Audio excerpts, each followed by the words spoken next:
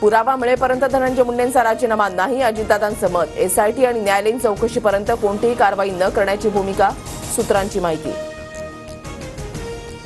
मंत्री धनंजय मुंडे आणि उपमुख्यमंत्री अजित पवारांमध्ये तासभर बैठक. भेटीमध्ये बीड प्रकरणावर आणि विरोधकांकडून होणाऱ्या राजीनाम्याच्या मागणीवर चर्चा, सूत्रांची माहिती.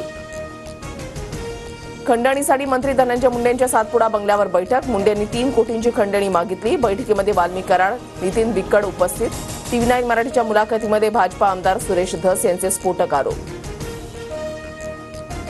माझ्यावरील आरोप फेक नेरेटिव्ह. महायुतीतच आरोप करण्यापूर्वी सुरेश धसांनी त्यांच्या पक्षाध्यक्षांसोबतच्या चर्चा करावी. तपासाआधीच एखाद्याचं नाव घेणं चुकीचं, मंत्री धनंजय मुंडेंचं प्रत्युत्तर.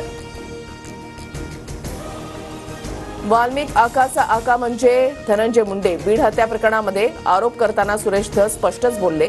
कराड मुंडे एकाच नाण्याच्या एकच बाजू असल्याची ही टीका. अजितदादा धनंजय मुंडेंना पाठीशी का घालतायत? मुंडेंच्या जवळच्या माणसानं भयावह कृत्य केलंय, त्यामुळे चौकशी होईपर्यंत नैतिकता म्हणून मुंडेंनी राजीनामा द्यावा. सुरेश धस मागणीवर ठाम.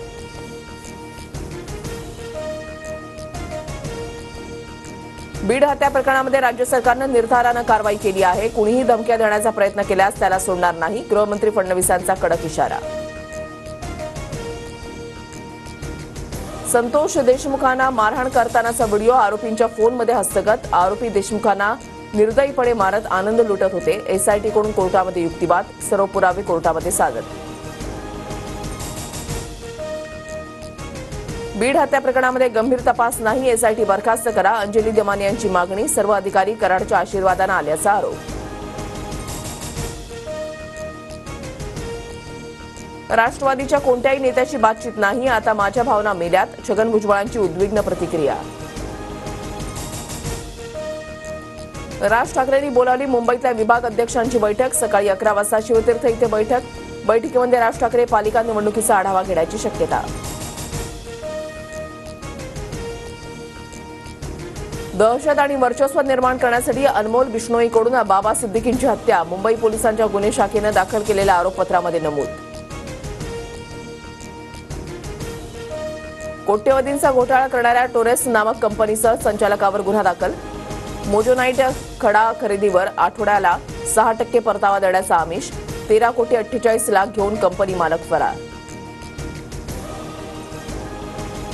कर्नाटक, तमिळनाडू आणि गुजरातमध्ये HMPV विषाणूची लागण झालेले 5 रुग्ण आढळले. HMPV विषाणू भारतासह जगभरात आधीपासूनच अस्तित्वात, केंद्रीय आरोग्य मंत्रालयाकडून स्पष्ट. मुंबई महानगरपालिका क्षेत्रामध्ये HMPV बाधित कोणताही रुग्ण नाही, मात्र मार्गदर्शक तत्वांचं पालन करण्याचं आवाहन. सर्दी आणि खोकल्याच्या रुग्णांचं सर्वेक्षण करण्याच्या आरोग्य विभागाच्या सूचना. कॅनडाचे पंतप्रधान जस्टिन ट्रुडो यांचा राजीनामा. ट्रुडो यांच्या विरोधात लिबरल पक्षातील सदस्यांमध्ये नाराजी. पक्षातील खासदारांकडून ट्रुडोंचा उघडपणे विरोध.